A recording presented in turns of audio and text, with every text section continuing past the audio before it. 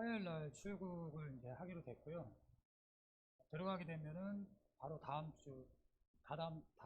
19일 날 최은지 간사님이 사역하고 있는 평안지구에서 학생들이랑 간사들이 같이 이제 들어오게 됐습니다.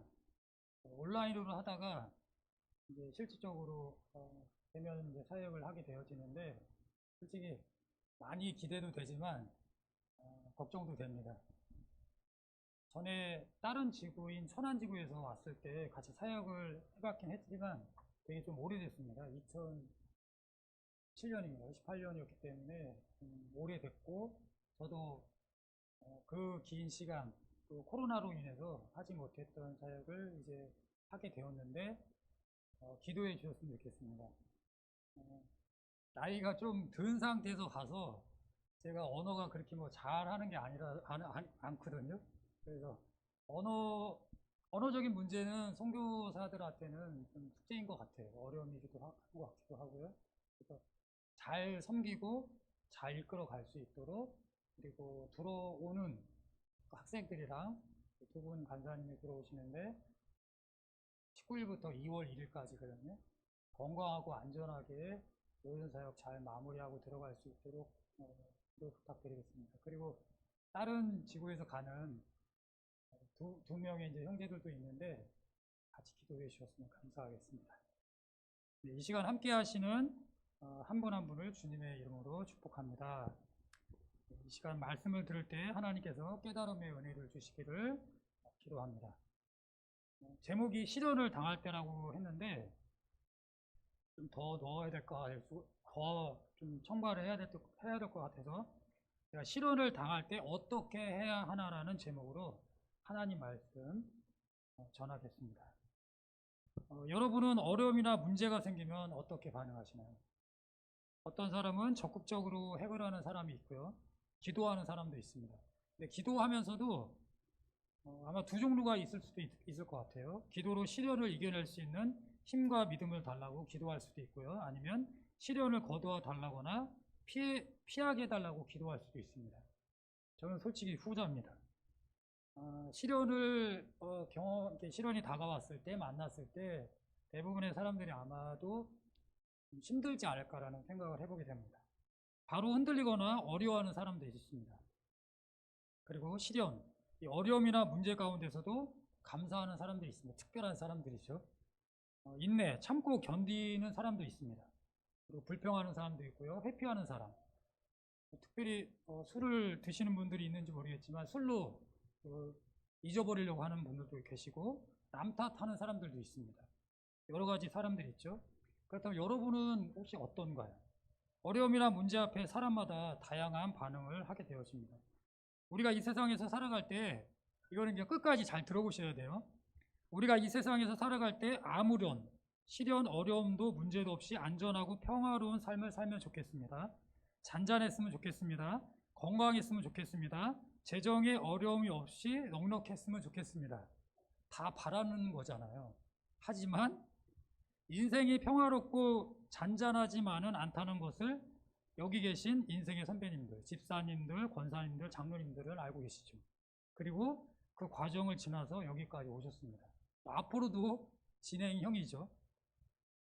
학생들은 성장하면서 커가면서 이런 시련, 어려움이나 문제를 경험하게 되어집니다. 겪게 되고 또 젊은 사람들, 청년들은 조금씩 이제 경험하 가겠죠. 학교, 대학교 생활과 직장 생활을 통해서 차이는 있겠지만 세대마다 이 시련, 어려움과 문제가 있습니다.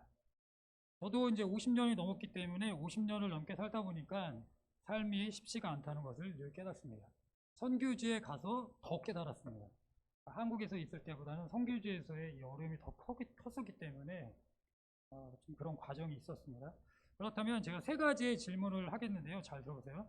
그렇다면 그리스도인인 우리는 이 시련, 어려움과 문제를 당할 때, 만날 때 말씀에는 이 개역 개정은 당할 때라고 적혀 있지만 다른 말씀에는 만날 때라고 적혀 있습니다. 이거 직면했을 때 어떻게 해야 할까요? 그렇다면 그리스도인인 우리는, 두 번째는 세상에 살고 있는 그리스도인인 우리는 이 어려움과 문제를 당할 때, 만날 때 어떻게 해야 될까요?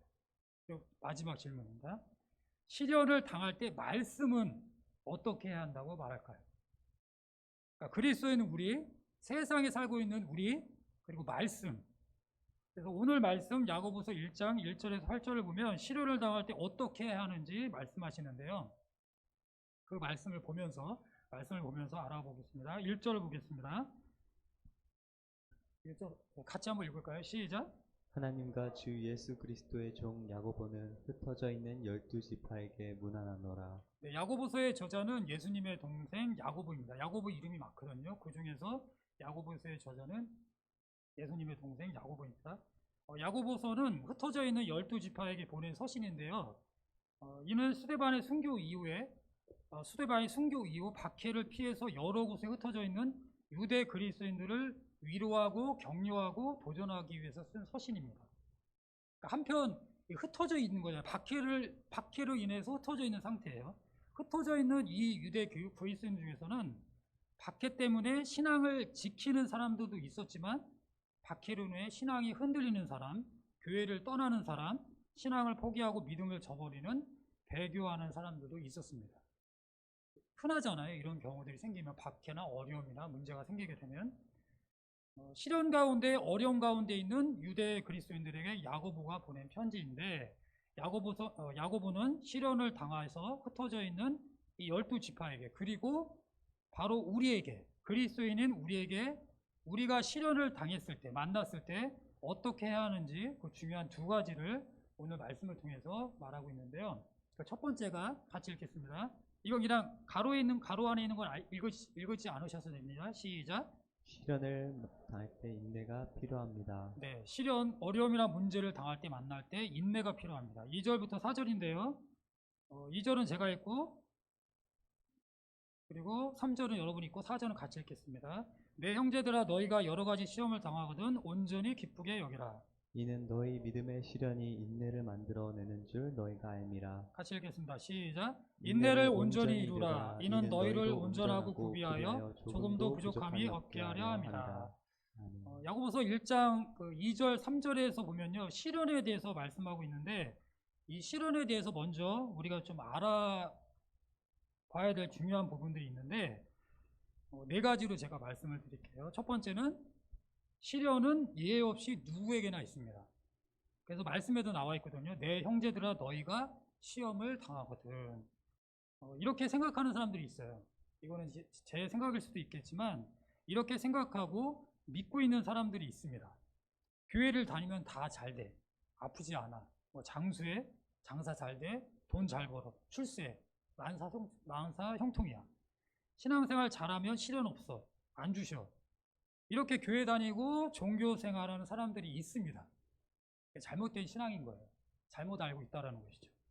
그리고 여러분 예배를 잘 드려서 교회를 잘 다녀서 기도를 많이 해서 많이 섬기고 구제하기 때문에 이 시련, 어려움이나 문제가 없을까요? 그렇지 않죠. 헌금을 많이 해서 성경을 많이 읽어서 나는 그리스도인이기 때문에 선택받았기 때문에 시련, 어려움, 문제가 없는 것이 아닙니다. 시련은 예외 없이 누구에게나 있다라는 것이죠. 두 번째는 시련은 다양하다라고 말씀하십니다. 여러 가지 시험이라고 적혀 있는데요. 육체적 질병의 어려움이 있을 수도 있고요. 그리고 재정의 어려움, 가족의 어려움, 친구와의 어려움, 학업의 어려움, 저는 이제 선교지에서의 어려움이 있었고요. 직장에서의 어려움이 있는 분들도 있을 것입니다. 그래서 시련은 이 어려움과 문제는 클 수도 있고 작을 수도 있습니다. 그래서 이처럼 시련, 어려움과 문제는 다양하다라고 말씀하고 있습니다. 세 번째, 이 시련은 예측할 수가 없다라는 것입니다. 시험을 당하거든 이란 이 말씀이 나왔는데 이 뜻은 예상치 못한 일에 빠져들다라는 뜻입니다.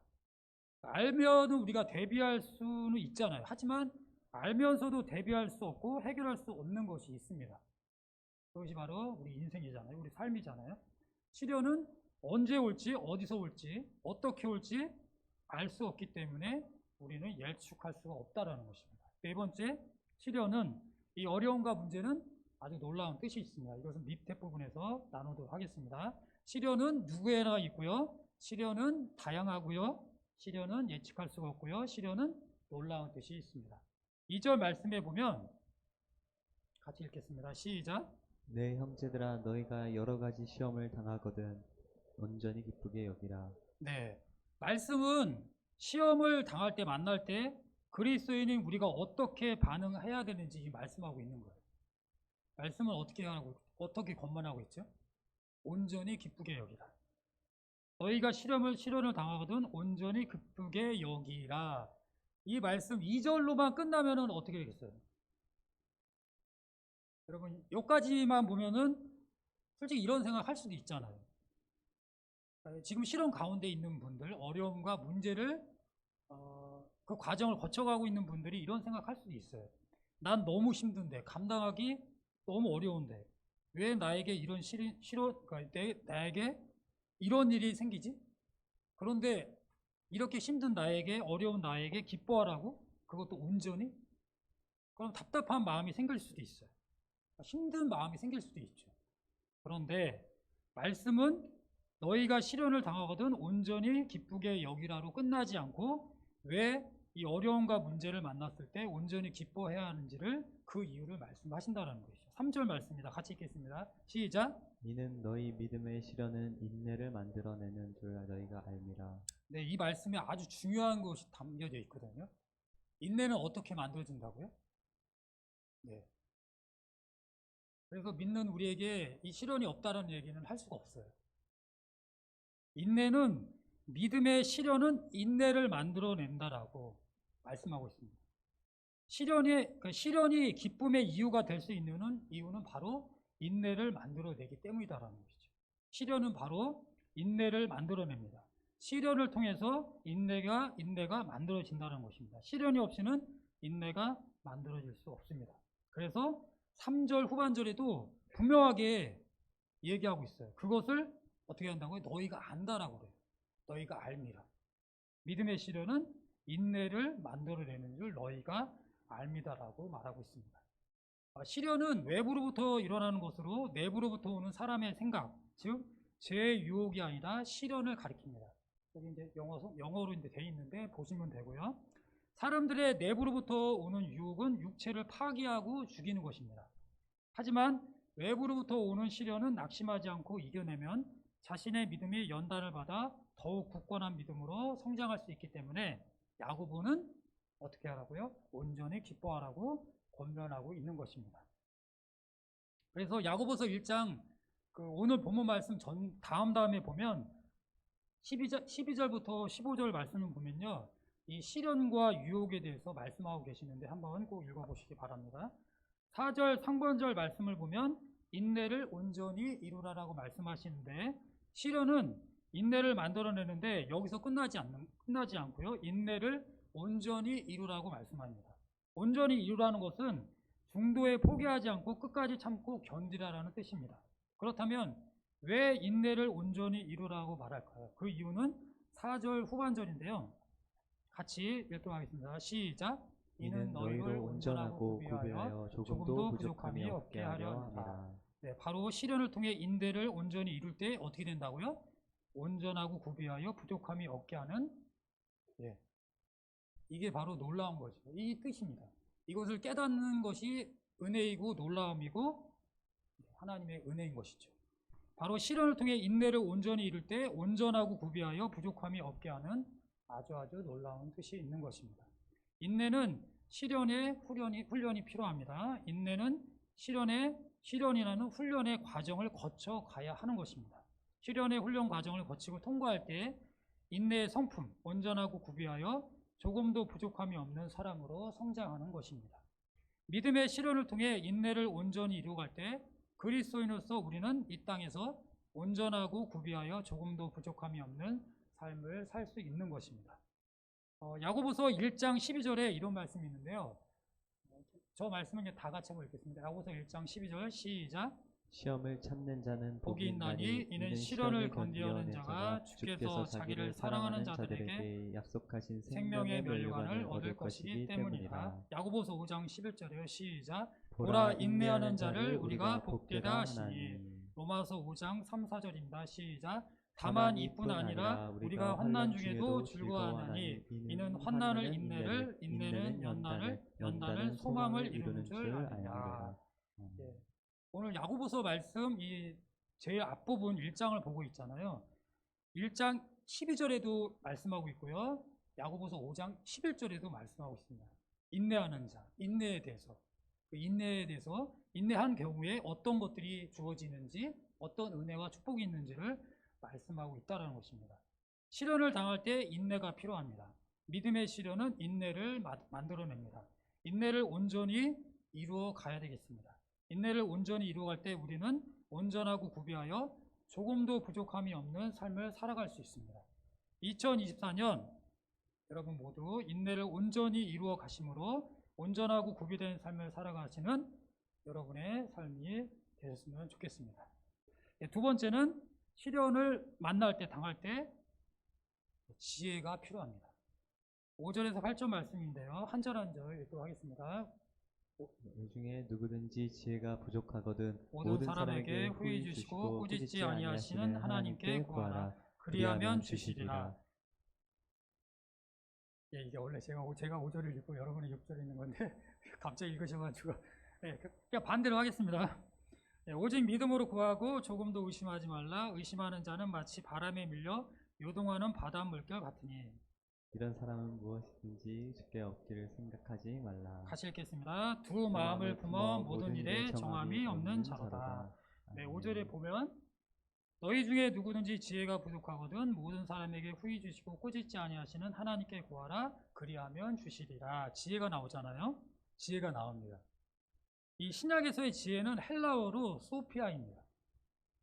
그러니까 여기서도 지혜라는 단어가 헬라어 소피아로 쓰여졌습니다. 그리고 신약 성경은 이 지혜를 예수 그리스도와 연관을 시켜서 하나님의 측량할 수 없는 지혜와 완전한 이해, 즉 구원을 이루시는 하나님의 능력을 말하고 있습니다. 5, 6절의 지혜에 대해서 또 우리가 알아야 될 이제 중요한 것들을 또 찾아봤으면 좋겠는데 4가지로 제가 또 말씀드리겠습니다. 첫 번째, 지혜는 특별한 사람만이 가지고 있는 것이 아닙니다. 말씀에 나와 있습니다. 너희 중에 누구든지, 그리고 모든 사람에게라고 말씀했습니다. 그러니까 모든 사람은 비그리스도인까지 포함하는 것이 아니죠. 기도하는 사람을 가리키는 겁니다. 하나님께서는 기도하는 사람들에게 지혜를 풍성하게 주시기 위해 준비하고 계십니다. 지혜가 부족하거든 하나님 앞에 기도하시면 주신다라고 말씀하셨기 때문에 지혜는 특별한 사람만이 가지고 있는 것이 아니다라는 것입니다. 두 번째, 지혜는 갑자기 생기는 것이 아니며 믿음으로 구하는 것입니다. 지혜가 부족하거든 구하라. 그리고 오직 믿음으로 구하고 조금도 의심하지 말라고 말씀하십니다. 응답받는 기도의 비결은 믿음으로 기도하는 것입니다. 그 믿음은 지혜를 구하는 그리스도인들에게 하나님께서 반드시 응답해 주신다는 약속을 확신하고 신뢰하는 것입니다. 따라서 우리는 기도하기 전에 먼저 하나님의 약속에 대한 신뢰, 즉 하나님에 대한 믿음이 있어야 되겠죠. 당연히 이 믿음이 전제입니다. 세 번째, 지혜는 하나님께 있습니다. 이거는 제가 이 시간 이 자리에서 말하지 않아도 이미 우리는 다 알고 있습니다. 왜냐? 말씀에 나와 있습니다. 하나님께 구하라. 지혜는 하나님께 있습니다. 하나님께 지혜를 구하는 것입니다.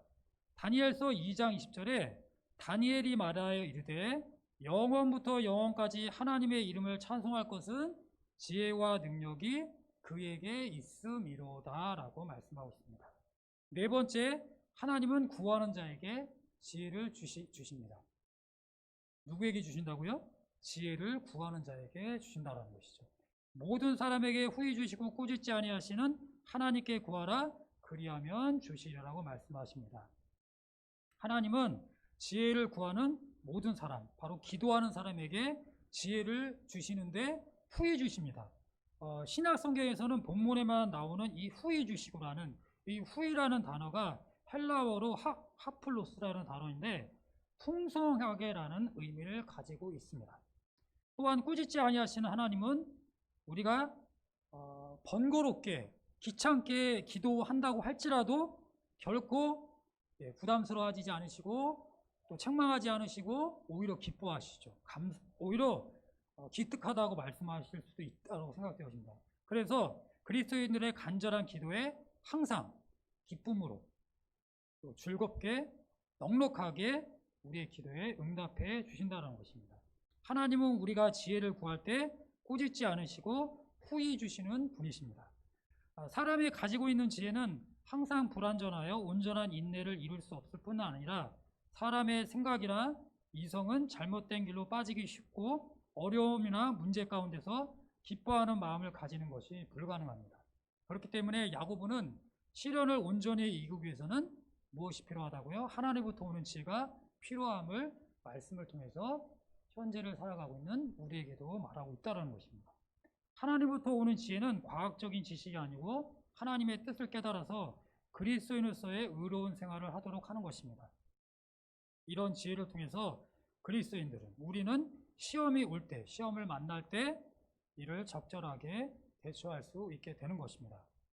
그렇다면 오늘 그냥 말씀에 지혜라는 말씀은 나와 있지만 구체적으로 이 지혜가 무엇이 되는 데서는 솔직히 말씀에는 없거든요. 그런데 야고보서 말씀에 있더라고요. 이 구체적인 지혜가 무엇일까? 야고보서 3장 17, 18절입니다. 같이 읽겠습니다. 시작. 오직 위로부터 난 지혜는 첫째 다음에 성결하고 다음에 화평하고 관용하고 양순하며 긍휼과 선한 열매가 가득하고 편견과 거짓이 없나니 화평하게 하는 자들은 화평으로 심어 의의 열매를 거두리라. 이 지혜는 땅의 것이 아니라 위로부터 난 지혜입니다. 하나님의 지혜죠. 하나님께서 난 지혜는 절대 이론적이거나 이성적인 것이 아니라 철저하게 실천적인 것이다라고 삶이다라고 말씀했습니다. 하나님께서 주신 지혜를 받은 자의 삶은 어떻게 나와 있죠? 성결, 화평, 관용, 양순, 긍휼, 선한 열매, 편견, 거짓이 없으며 화평으로 의의 열매를 거두는 삶입니다. 마지막에 어떻게 나와 있죠? 열매를 거둔다. 하나님께 지혜를 받은 자의 삶은 선한 열매를 거둔 자입니다. 결국에는 그 끝은 열매를 거두는 삶이다라는 것이죠. 여러분, 실언을 우리가 당했을 때 솔직히 제가 이 말씀을 이 자리에서 전하는 것은 상당히 부담스러우면서도 솔직히 너무 부끄러워요. 왜냐? 아시는 분은 아시겠지만 저는 솔직히 걱정을 많이 하거든요. 성격상. 그래서 2020년에 그래서 그렇게 병이 생겼는지 모르겠습니다. 그래서 부담이 되는 설교이기도 하고 죄송하기도 하고요. 그런데 40년이 지났고 50년이 지나면서 또 이런 시련, 어려움과 문제를 거쳐서 지금에 와서 생각해보지만 앞으로도 저도 뭐 진행형이니까요. 많이 성장함을 느끼게 됩니다. 많이 훈련시켜 주셨어요. 그래서 여러분 그 어려움이나 문제를 만났을 때 당황할 수 있어요. 염려할 수 있습니다. 그러나 하나님께 그럴 때 바로가 아닐지라도 결코 포기하지 마시고요. 멈추지 마시고 하나님께 지혜를 구하시는 여러분이 되셨으면 좋겠습니다. 제가 그런데 바로 이제 방금 전에 그런 말씀 드렸잖아요. 근데 제가 잘하는 게 있어요. 제가 되게 힘들고 어렵고 또 걱정도 많이 하지만 포기는 안 해요. 이거는 하나님이 주시는 어떻게 보면은 정말 큰 은혜인 것 같습니다. 하나님께 그리고 지혜를 우리가 구할 때 또 말씀하시죠. 조금도 의심하지 말고 믿음으로 구하라고 말씀하십니다. 오직 믿음으로 구하고 조금도 의심하지 말라. 믿음이 전제가 되어야 됩니다. 시련을 당할 때 지혜가 필요합니다. 하나님의 지혜가 필요하다는 것이죠. 말씀을 뵙겠습니다. 시련은 예 없이 누구에게나 있습니다. 중요한 것은 그리스도인 우리가 시련을 만날 때의 이 태도, 반응이라는 것이죠. 시련으로 인해 믿음이 흔들리지 않고 믿음으로 기뻐하시는 여러분이 되셨으면 좋겠습니다. 우리가 시련을 만날 때 우리 힘으로는 이겨낼 수 없고 해결할 수 없음을 인정하셔야 됩니다. 그래서 우리가 인내가 필요하고 지혜가 필요한 것입니다. 믿음의 시련을 통해서 인내가 필요하다고 말씀하셨고요. 그 결국에는 무엇이라고 말씀하시죠? 또한 지혜가 필요하다고 말씀하시잖아요. 지혜는 하나님의 지혜고 하나님께 지혜를 구해야 되는 것입니다. 2024년 인내를